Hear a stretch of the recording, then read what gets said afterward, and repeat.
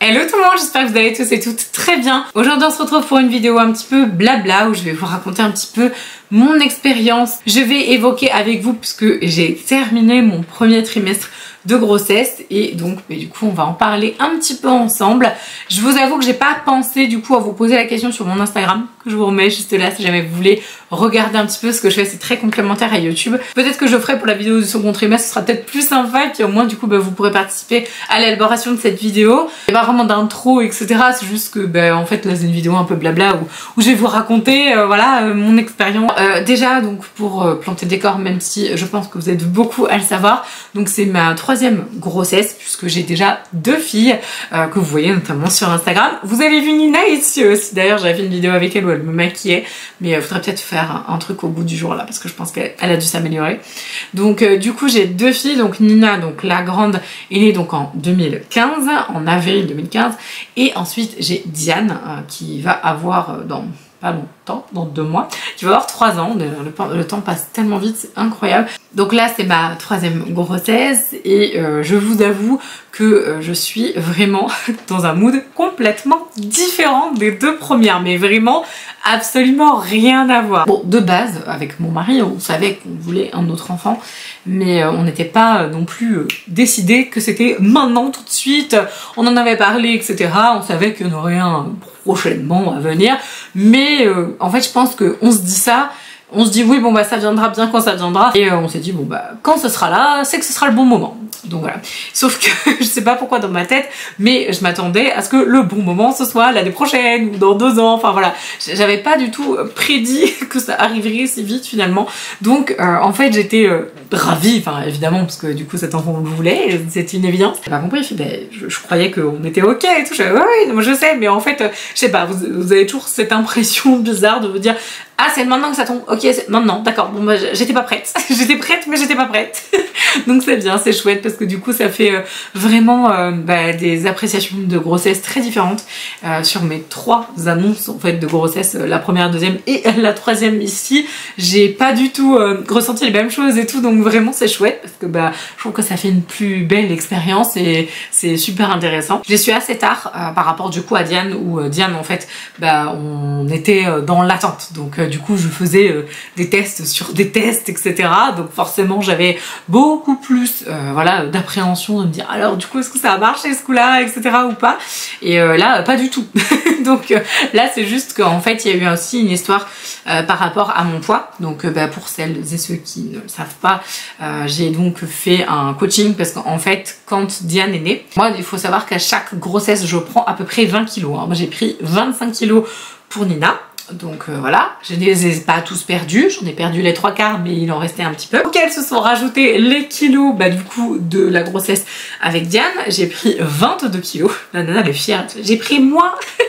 J'ai pris moins du coup pour Diane, mais je partais d'un peu plus haut forcément. Et étant donné que après en fait Diane elle est née en novembre 2019 et donc juste après qu'est-ce qu'on a eu, notre petit confinement et notre Covid etc.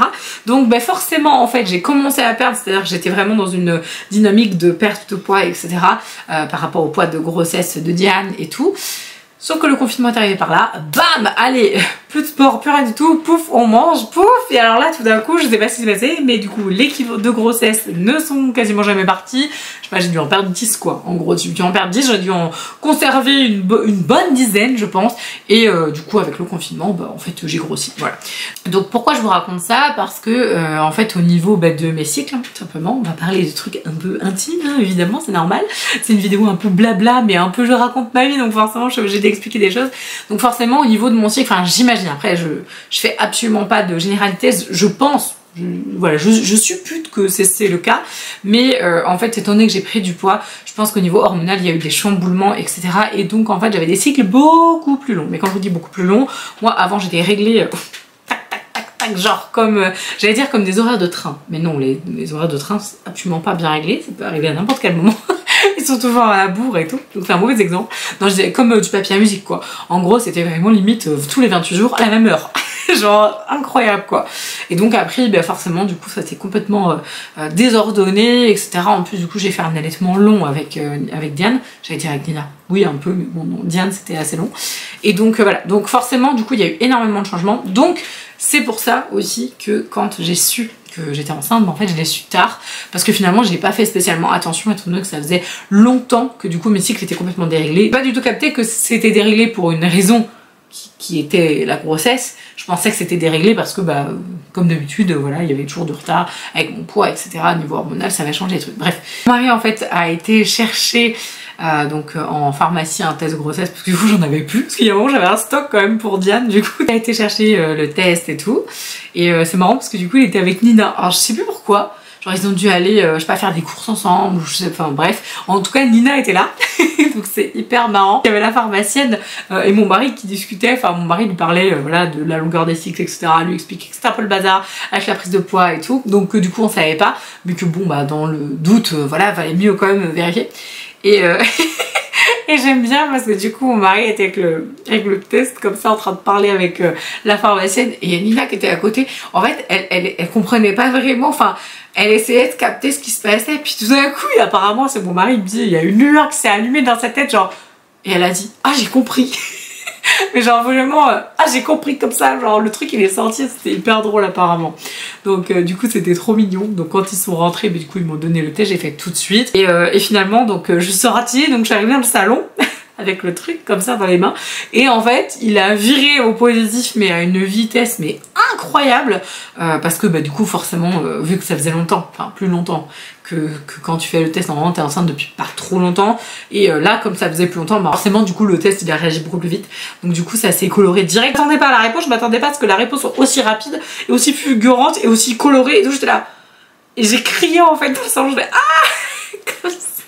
Du coup voilà, tout le monde a été au courant, enfin tout le monde était au courant dans la maison, donc c'était assez drôle, et du coup bah Nina est trop contente. Donc c'est pour raconter ce petit épisode comme ça, parce que je trouve ça mignon un peu à raconter. Donc pour tout ce qui est comment je me sens, bon je pense que vous le savez un petit peu si vous me suivez sur Instagram, je suis très fatiguée, ça va beaucoup mieux là, vraiment ça commence à aller un petit peu mieux, ça va beaucoup mieux, mais j'ai vraiment été over claquée, vraiment je n'ai rarement, jamais, si quand même, quand Diane est née et qu'il fallait se lever la nuit, machin, j'étais très fatiguée.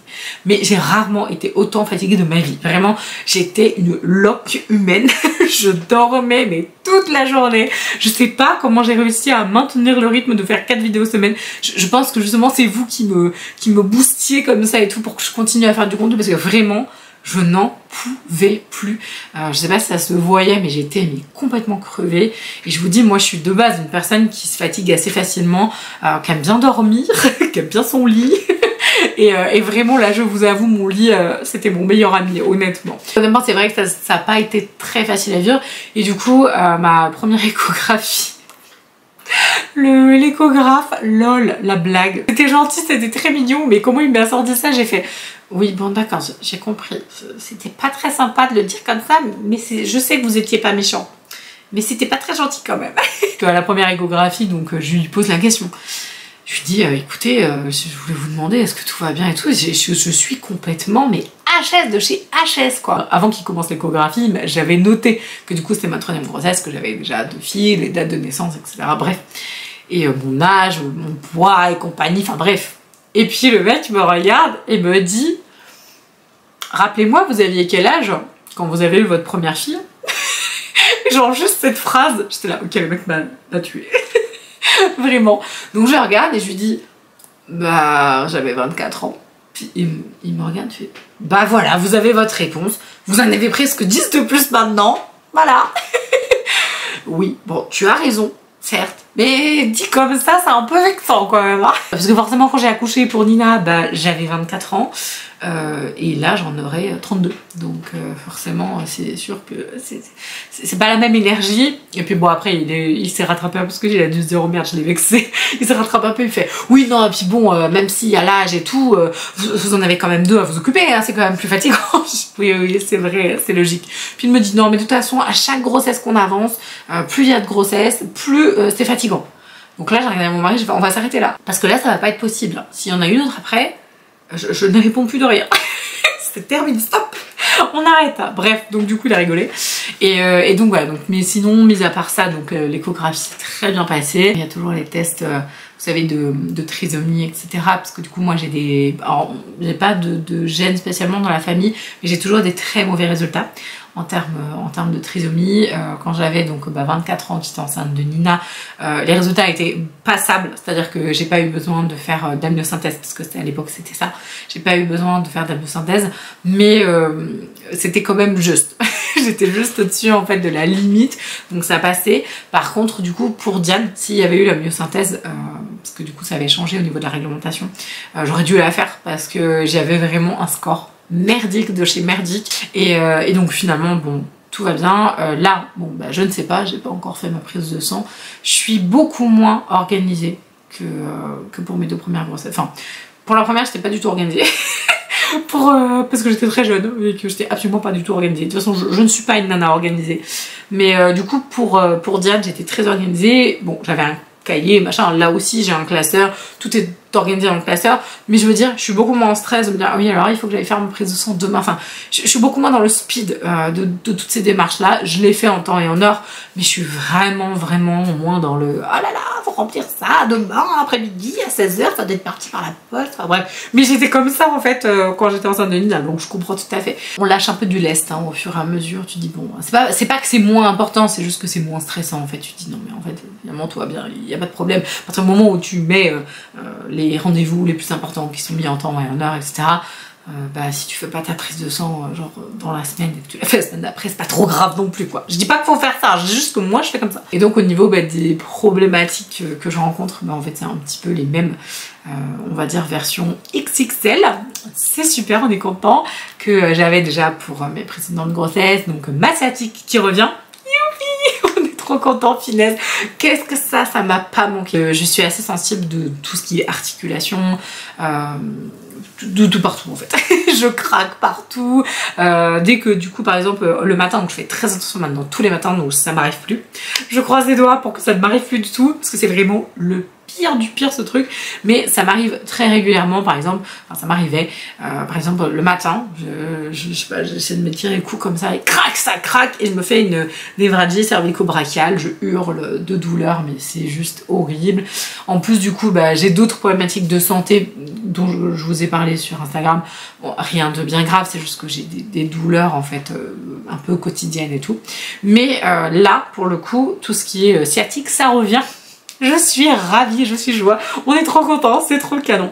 Bref, donc du coup, ça par contre ça me casse les pieds, donc là pour le coup autant niveau des dates, etc., je suis un peu moins à cheval sur les trucs, autant aller voir mon ostéo, je pense que je vais prendre un rendez-vous pour la semaine prochaine, parce que ça commence à revenir, c'est-à-dire que ça va encore.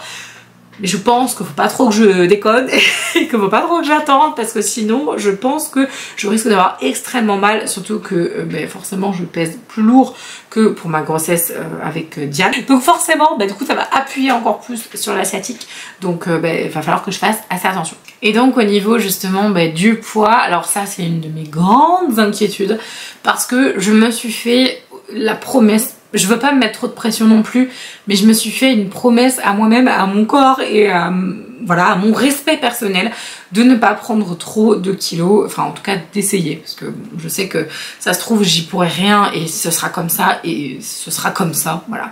Mais étant donné que j'avais fait tout un travail de coaching avec Olivia, que j'avais vraiment bien bossé, que j'étais hyper fière de moi et que vous êtes hyper nombreuses à me le dire, waouh ça se voit que t'as décollé niveau poids, etc. Et j'en suis ravie parce que c'était mon objectif personnel. Donc j'avais juste une peur, c'était de repartir à zéro et de retrouver mon poids d'avant, et mon dieu, franchement de refaire tout ce boulot.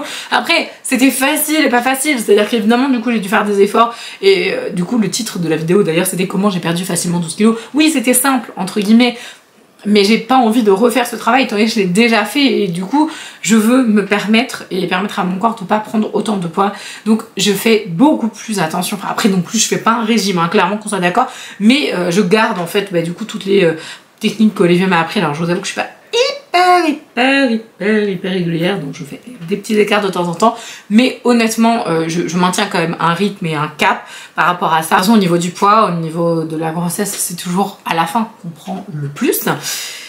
Donc je le sais très bien et donc c'est pour ça que justement je veux amortir les 2 premiers trimestres vraiment au max et prendre le moins de poids sur cette période pour justement pouvoir un petit peu peut-être dépasser après, j'en sais rien.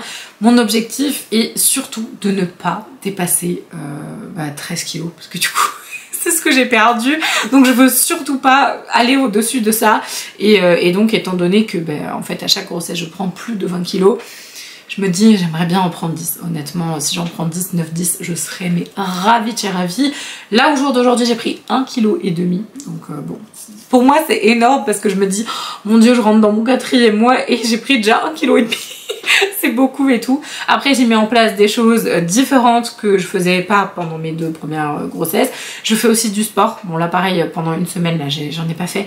Mais sinon je fais 2 fois par semaine. J'essaye. Je fais du sport, vous savez sur YouTube il y a un coaching spécial femme enceinte. D'ailleurs il y a Maïva Martinez aussi qui a fait donc un coaching justement de nourriture etc. et de sport. Et du coup elle me l'a gentiment offert pour que je puisse le tester. Donc dès que je suis revenue de Paris je vais m'y remettre on va dire, et en tout cas enfin pas m'y remettre, m'y mettre et du coup tester son programme parce que du coup il est adapté aux femmes enceintes et du coup il y a aussi post accouchement etc. Donc je trouve ça hyper intéressant. Je veux vraiment pas me laisser aller comme j'ai pu faire parce que en fait à chacune de mes grossesses, que ce soit la première ou la deuxième, je me disais ouais c'est bon hein, t'es enceinte, c'était l'excuse quoi.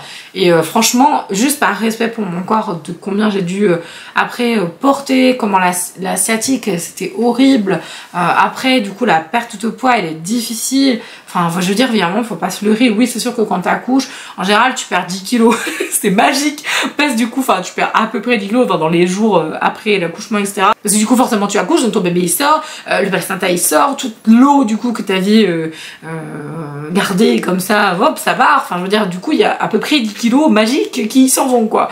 Mais le truc c'est que si t'en as pris 20 il t'en reste une dizaine quoi, voire 15 si t'en as pris 25 comme j'ai fait pour Nina. Donc forcément juste par respect pour moi je veux vraiment faire attention cette fois. Honnêtement c'est hyper important pour moi et j'ose espérer que je vais y arriver et je ferai tout parce que je ne veux surtout pas me sentir mal à la fin de cette 3e grossesse et après l'accouchement me regarder en disant oh mon dieu ça y est t'as encore morflé. Je veux vraiment réussir en fait, c'est un challenge perso que je me mets en place. Donc le dernier point que je voulais aborder avec vous, c'est ma peau. Parce que là vous allez me dire ouais Marie t'as une peau parfaite machin. Oui alors elle est maquillée hein, faut pas oublier. J'avoue que j'ai beaucoup de boutons en ce moment que je n'ai pas, c'est à dire qu'en fait j'ai pas, par rapport à quelqu'un qui a de l'acné etc, évidemment que j'ai pas de boutons, mais en fait par rapport à ma peau habituelle j'ai énormément d'imperfections qui apparaissent. J'en ai même au niveau des oreilles, j'en ai même au niveau du cou etc. Enfin vraiment ça me hérisse le poil. Je suis là mais attends elle est pas comme ça ma peau d'habitude, il y a vraiment un problème technique là. Donc vraiment ça c'est quelque chose que j'aime pas spécialement hein, clairement je pense que c'est pas très agréable, mais je fais hyper attention, je n'y perce pas, enfin vraiment je fais très attention. Donc ils font pas beaucoup de marques, donc c'est peut-être aussi pour ça que quand vous me voyez, et même quand je fais des vidéos sur Instagram, des reels où je suis beaucoup plus près, parce que là forcément vous me voyez d'un petit peu loin, et on voit pas forcément, parce que j'avais fait une vidéo sur du coup la nouvelle CC crème de chez It Cosmetics que j'aime bien d'ailleurs, qui est assez légère etc. Mais du coup je dis ah là là moi j'ai plein de boutons sur le visage et du coup il y a une d'entre vous qui m'a mis mais t'as une peau parfaite. Mais non mais pas du tout, mais loin de là vraiment. Donc il y a 2 marques que j'utilise vraiment principalement, c'est Galinée d'ailleurs là du coup je suis pas du tout en collab avec eux, enfin c'est terminé, mais je vous remets le code parce qu'il est valable jusqu'au, je crois que c'est 31 décembre, octobre, je sais plus, bref octobre je crois.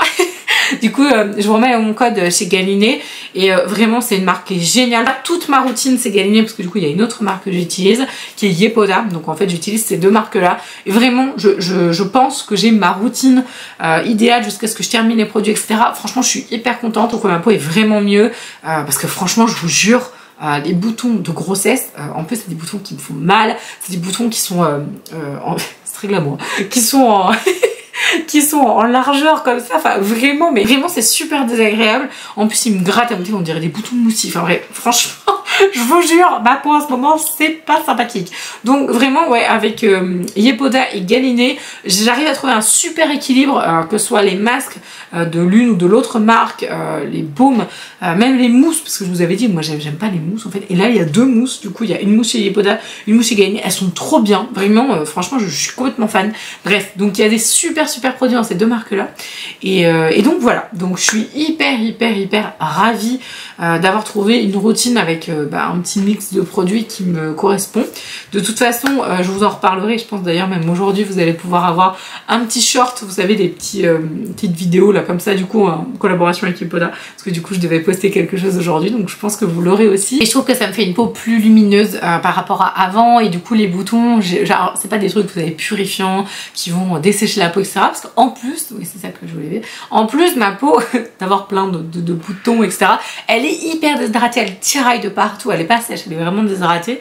Donc il fallait vraiment que je trouve des trucs pas mal, et là je pense que je tiens un truc plutôt cool. Si jamais il y en a qui sont du coup enceintes en ce moment, n'hésitez pas à me le mettre en commentaire, parce que j'ai vu que du coup quand j'avais fait mon annonce, il y en a qui me disent ah mais on est enceinte en même temps, etc. C'est trop cool. Donc pour info, donc moi du coup mon accouchement normalement est prévu le 23 mars. Je kiffe cette date. 23/03/2023. Excusez-moi. Pour le coup d'habitude, j'ai pas envie d'attendre jusqu'au bout, mais là je vous jure, je rêverais d'accoucher le 23 mars parce que je trouve la date hyper stylée quoi. Des 0, des 2 et des 3, je trouve ça trop marrant. Donc voilà, donc normalement du coup je suis censée accoucher là. Alors en règle générale, j'accouche un petit peu avant, mais pas trop non plus. Hein. Moi les bébés ils aiment bien rester, hein. Ils prolongent leur loyer. C'est assez fréquent. Alors pas après la date hein, quand même, parce qu'il faut pas non plus déconner. Mais Nina elle était prévue le 9 avril, elle est née le 5, donc vous voyez du coup quelques jours avant.